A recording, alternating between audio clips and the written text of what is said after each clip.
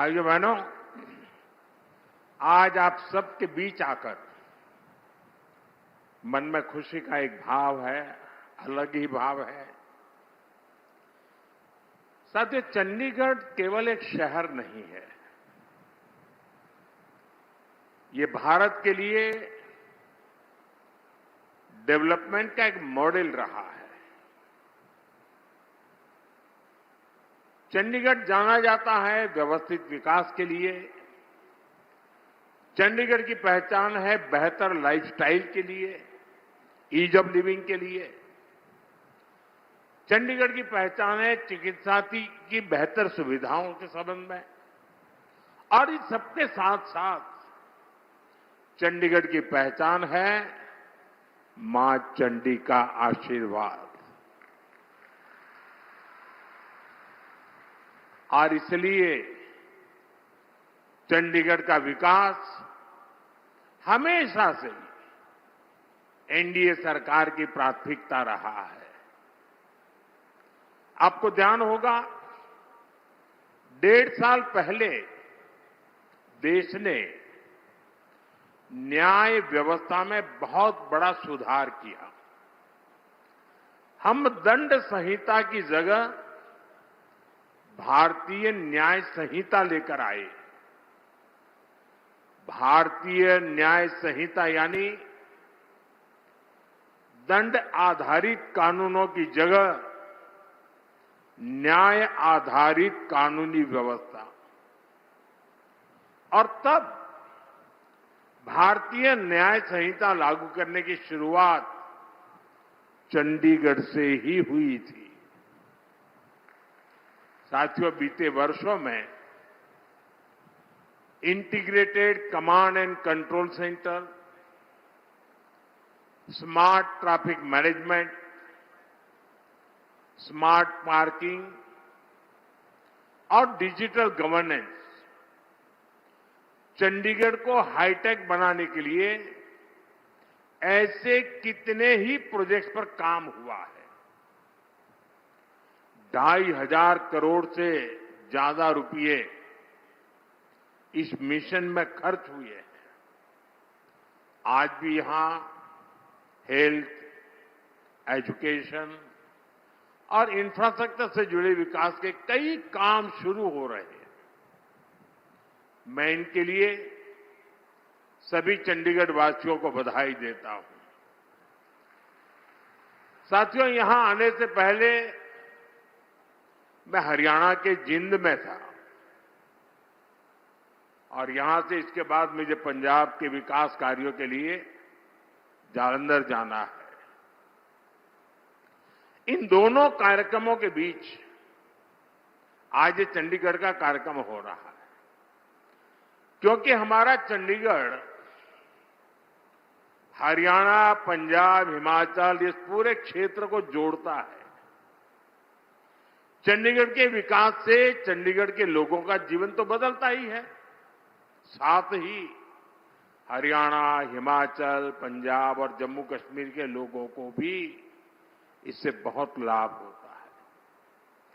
चिकित्सा सेवाओं के लिए तो चंडीगढ़ इस पूरे क्षेत्र में एक बड़ा हब है। साथियों, जब मैं चंडीगढ़ रहता था तो मुझे कई बार पीजीआई जाना होता था। और कारण क्या? तो कोई न कोई हमारे साथी या उनका परिवार, चाहे जम्मू कश्मीर का हो, पंजाब का हो, हिमाचल का हो, हरियाणा का हो, कोई न कोई बीमार यहां आते थे तो मेरा मिलने जाना बड़ा स्वाभाविक रहता था। और इसलिए मुझे पता है कि इस पूरे क्षेत्र के लोगों के लिए ये आरोग्य की दृष्टि से एक बड़ा महत्वपूर्ण केंद्र रहा है। साथियों, आज यहां चंडीगढ़ पीजीआई में एडवांस हेल्थ केयर फैसिलिटीज का विस्तार हो रहा है। यहां advance neuro science centre, advance mother and child centre और क्रिटिकल केयर हॉस्पिटल ब्लॉक, ये प्रोजेक्ट लाखों लोगों को इलाज की और बेहतर सुविधा देंगे। मुझे याद है 2015 में मैं चंडीगढ़ पीजीआई के दीक्षांत समारोह में आया था और मुझे खुशी है कि आज मुझे वर्चुअली भी वहां के सब पुराने साथियों से मिलने का अवसर मिल रहा है। तब से अब तक इस दशक में पीजीआई की क्षमताओं में बड़ा विस्तार हुआ है। मैं पीजीआई चंडीगढ़ के मैनेजमेंट की, यहां के प्रोफेसर्स और युवा डॉक्टर्स की सराहना करता हूं, उन्हें अपनी शुभकामनाएं देता हूं। साथियों, जब हम स्वास्थ्य की बात करते हैं तो हम सब जानते हैं कि इसमें स्वच्छता की कितनी बड़ी भूमिका है। और इसलिए जब हमारी सरकार बनी थी तब हमने देश के लिए स्वच्छ भारत मिशन लॉन्च किया था। देश में करोड़ों शौचालय बनाए गए, भारत को खुले में शौच से मुक्त कराया गया, सार्वजनिक स्थानों की स्वच्छता के लिए अभियान चलाए गए, सफाई हमारी जीवन शैली का हिस्सा बने, इसके लिए अलग अलग इनिशिएटिव शुरू किए गए। हमारे शहरों की स्वच्छ भारत रैंकिंग इसी प्रयास का हिस्सा है और चंडीगढ़ इसमें बेहतर प्रदर्शन का प्रयास भी करता रहता है। साथियों, मैं आज चंडीगढ़ के रिटायर्ड आईपीएस अधिकारी इंद्रजीत सिंह सिद्धू जी की भी सराहना करना चाहूंगा। उनकी पहचान ब्रूम वॉरियर की बनी हुई है। उन्होंने चंडीगढ़ में स्वच्छता को लेकर एक नई अलग जगाई है, लोगों को प्रेरित किया है। इसके लिए हमारी सरकार ने उन्हें इस साल पद्म सम्मान से भी सम्मानित किया है। साथियों, स्वच्छता कोई एक दिन का काम नहीं है। स्वच्छता तो जीवन जीने का तरीका है और मुझे खुशी है कि स्वच्छता को आज के इस कार्यक्रम से भी जोड़ा गया। आज यहां स्वच्छता से स्वागत इस पहल के तहत विशेष सफाई अभियान चलाया गया और मैं देख रहा था सोशल मीडिया में सारे लीडर लोग भी और जनता जनार्दन भी सफाई के काम में लगी थी। देश के अंदर एक खुशी का माहौल था इस सारी चीजों को देख करके।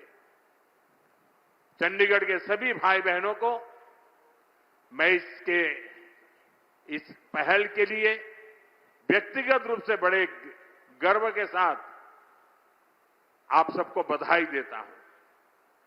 साथियों, स्वच्छता के ऐसे अभियान देश में अनेक रोगों की रोकथाम में बहुत मददगार साबित हुए हैं। साथियों, एक समय था भारत के हेल्थ सेक्टर पर पूरी दुनिया चिंता जताती थी। किसी बड़ी आपदा का अंदेशा होता था तो लोग सवाल उठाने लगते थे कि भारत में क्या होगा। कोरोना के समय में हमने देखा है कि कैसे भारत ही विश्व की चिंताओं का केंद्र था, लेकिन हमारी सरकार ने भारत का सामर्थ्य भी बदला और विश्व का नजरिया भी बदला। जब कोरोना महामारी आई तो भारत मदद मांगने वाला देश नहीं था, बल्कि भारत दुनिया को मदद भेज रहा था। आज कितने ही देशों से लोग गंभीर बीमारियों के इलाज के लिए भारत आते हैं। भारत मेडिकल टूरिज्म का बड़ा डेस्टिनेशन बनकर उभर रहा है। साथियों, ये बदलाव पिछले 12 वर्षों की ईमानदार कोशिशों और नीतियों का परिणाम है। 12 साल पहले हमने संकल्प लिया था, हमारे देश के लोग स्वास्थ्य सेवाओं के अभाव में नहीं जिएंगे। हमारे देश के लोगों को इलाज की बेहतर सुविधाएं मिलेगी और कम कीमत में मिलेगी। पिछले 12 वर्षों की देश की सफलता इसी संकल्प का परिणाम है। बीते वर्षों में भारत ने अपने हेल्थ केयर इंफ्रास्ट्रक्चर का तेजी से विस्तार किया है। 2014 के बाद देश में 15 नए एम्स को मंजूरी दी गई है। आज देश के अलग अलग हिस्सों में नए एम्स काम कर रहे हैं। देश भर में सैकड़ों नए मेडिकल कॉलेजों की स्थापना की गई है। कैंसर जैसी गंभीर बीमारियों के इलाज के लिए स्पेशलिटी हॉस्पिटल्स की संख्या भी बढ़ी है। यहां चंडीगढ़ में भी होमी भाभा कैंसर हॉस्पिटल बना है, यहां से थोड़ा दूरी पर। 2022 में मुझे इसके लोकार्पण का अवसर मिला था। आज हॉस्पिटल हजारों मरीजों की सेवा कर रहा है। साथियों, गांव-गांव में प्राइमरी हेल्थ केयर सुविधाओं के विकास पर भी ध्यान दिया जा रहा है। हर स्तर पर हेल्थ सिस्टम मजबूत हो, इसके लिए Ayushman Bharat health infrastructure mission शुरू किया गया है। इसके तहत देश भर में critical care blocks, integrated public health labs और पब्लिक हेल्थ यूनिट जैसी सुविधाओं का नेटवर्क तैयार हुआ है। आज शहरी और ग्रामीण इलाकों से लेकर जनजातीय क्षेत्रों तक देश में करीब 2.25 लाख आयुष्मान आरोग्य मंदिर भी काम कर रहे हैं। आरोग्य मंदिरों में प्राइमरी इलाज की सुविधाएं तो है ही, साथ ही 12 अलग अलग हेल्थ पैकेज सर्विस भी यहां मिल रही है। इनमें करोड़ों लोगों की ब्लड प्रेशर और डायबिटीज जैसी बीमारियों की स्क्रीनिंग हुई है। साथियों, हमारी सरकार तकनीक के जरिए भी इलाज को सुगम बना रही है। हमने ई संजीवनी मिशन के जरिए टेलीमेडिसिन की सुविधा शुरू की। इसके तहत आज देश में 48 करोड़ से ज्यादा टेलीमेडिसिन कंसल्टेशन हो चुके हैं। दूर सुदूर इलाकों से भी लोग बड़े अस्पतालों से डॉक्टर से परामर्श कर रहे हैं। साथियों, स्वास्थ्य सेवाओं के इस विस्तार की वजह से आज देश में 90% से अधिक इंस्टीट्यूशनल डिलीवरी हो रही है। हमारे यहां माता मृत्यु दर में 86% की कमी आई है और शिशु मृत्यु दर में भी बड़ी गिरावट आई है। साथियों, बीमारी के इलाज के साथ ही आज उतना ही फोकस प्रिवेंटिव हेल्थ केयर पर भी है। पोषण अभियान, mission Indradhanush, yoga, HPV vaccination, you win platform, ऐसे कई अहम प्रयासों के कारण करोड़ों लोगों का जीवन सुरक्षित हो रहा है। साथियों, हमने देश को टीबी मुक्त बनाने का संकल्प भी लिया है। इसके लिए टीबी मुक्त भारत अभियान चलाया जा रहा है। जन भागीदारी के जरिए जन जन को जागरूक किया जा रहा है।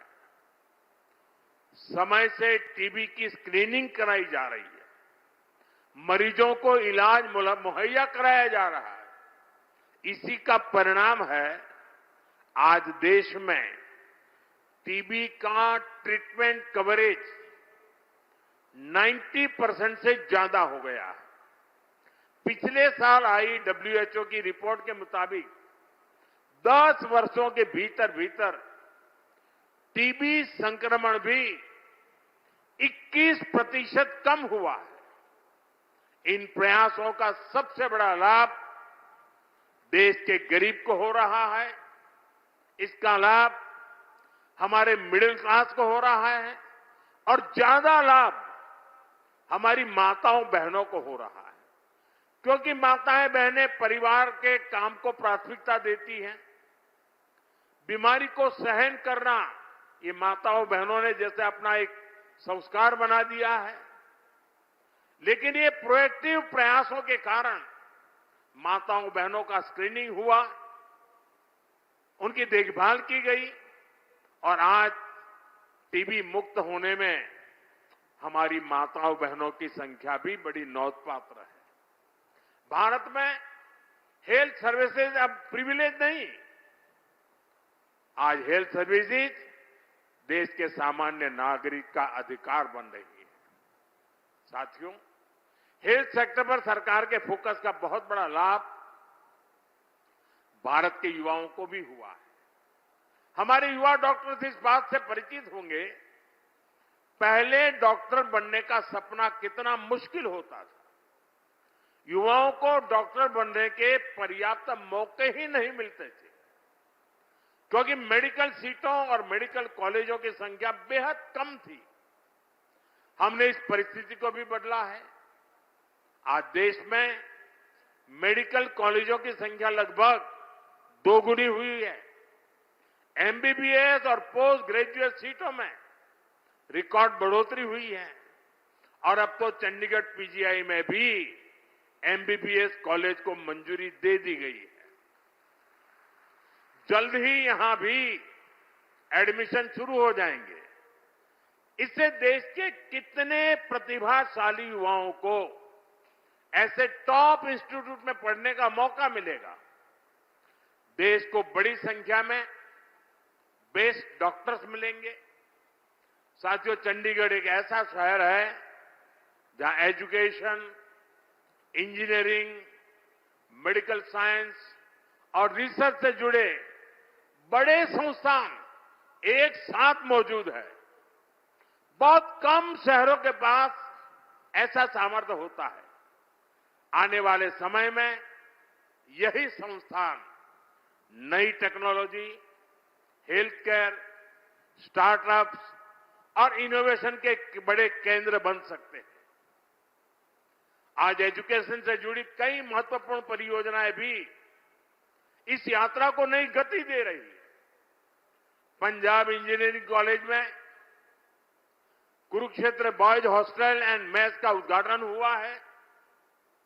सेक्टर 46 के गवर्नमेंट कॉलेज के लिए नया हॉस्टल भी तैयार हुआ है। रिसर्च स्कॉलर्स हॉस्टल की नींव भी रखी गई है। हमारा प्रयास है कि हमारे युवाओं को रिसर्च के लिए बेहतर लैब्स, बेहतर फैकल्टी मिले। जब रिसर्च का माहौल मजबूत होगा तब इनोवेशन भी तेज होगा। Artificial intelligence, semiconductor, advance manufacturing और डीप टेक, ऐसी सभी टेक्नोलॉजी में हमें भारत को आगे लेकर जाना है। मुझे पूरा विश्वास है कि चंडीगढ़ के एजुकेशन इंस्टीट्यूट्स, यहां के शिक्षक और यहां के युवा इस दिशा में महत्वपूर्ण भूमिका निभाएंगे। साथियों, इंफ्रास्ट्रक्चर का विकास किसी भी देश की आर्थिक प्रगति का रोडमैप होता है। इससे पहली बार देश में इंफ्रास्ट्रक्चर को होलिस्टिक अप्रोच के साथ विकसित किया जा रहा है। आज चंडीगढ़ में कनेक्टिविटी को लेकर भी कई शुभारंभ हुए हैं। आईटी सिटी से कुराली तक 6 लेन वाले ग्रीनफील्ड हाईवे का उद्घाटन हुआ। इससे एयरपोर्ट रोड पर दबाव कम होगा। मोहाली और खरड़ के लोगों को जाम से राहत मिलेगी। अंबाला चंडीगढ़ ग्रीनफील्ड हाईवे से PR-7 स्पेस पर इसकी आधारशिला भी रखी गई है। ऐसे सभी विकास कार्यों से उद्योग और कारोबार को गति मिलेगी। हमारे चंडीगढ़ में ईज ऑफ लिविंग और बेहतर होगी। साथियों, रीजनल कनेक्टिविटी पर फोकस बढ़ाते हुए आज जालंधर में रेलवे से जुड़े प्रोजेक्ट का भी लोकार्पण होने वाला है। इसका लाभ पंजाब के साथ साथ इस पूरे क्षेत्र को होगा। साथ ही आज ही हरियाणा के जिंद से सोनीपत के लिए देश की पहली देश की पहली हाइड्रोजन ट्रेन भी शुरू हुई है। क्लीन फ्यूल पर चलने वाली ये ट्रेन एक बहुत बड़ी शुरुआत है। मैं इसके लिए भी आप सभी को और देशवासियों को बधाई देता हूं। साथियों, विकसित भारत की यात्रा में हमें फ्यूचर की टेक्नोलॉजी पर, फ्यूचर के ट्रांसपोर्टेशन पर और फ्यूचर की हेल्थ सर्विसेज के पर इसी आधुनिक सोच के साथ आगे बढ़ना है। हमें ऐसे फैसले लेने हैं जिनका लाभ वर्तमान पीढ़ी को तो मिले ही मिले, आने वाली पीढ़ियों को भी मिलता रहे। हमें ऐसे संस्थान बनाने हैं जो समय के साथ और मजबूत हो जाए। बीजेपी एनडीए सरकार इसी दिशा में तेजी से आगे बढ़ रही है। मैं चंडीगढ़, पंजाब, हरियाणा, हिमाचल और इस पूरे क्षेत्र के लोगों को इन नई परियोजनाओं के लिए फिर से बहुत बहुत बधाई देता हूं। आप सबका बहुत बहुत धन्यवाद। मेरे साथ बोलिए, भारत माता की, भारत माता की, भारत माता की। बहुत बहुत धन्यवाद।